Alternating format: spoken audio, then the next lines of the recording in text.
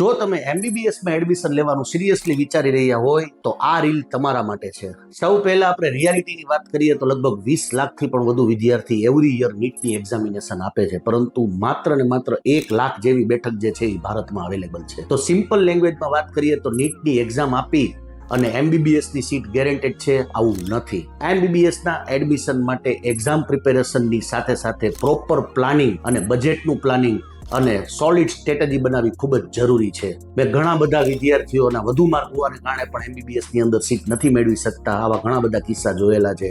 કારણ માત્ર કે પ્રોપર નોલેજ ન હોવાને કારણે થઈને ઓલ ઇન્ડિયાનું કાઉન્સિલિંગ કેવી રીતે થશે, અલગ અલગ રાજ્યના કાઉન્સિલિંગ કેવી રીતે થતા હોય છે, ગુજરાત રાજ્યનું કાઉન્સિલિંગ કેવી રીતે થતું હોય, ચોઇસ ફિલિંગ કેવી રીતે કરવાની હોય, આ બધી જ વસ્તુની અંદર પ્રોપર પ્લાનિંગની જરૂર રહેતી હોય છે.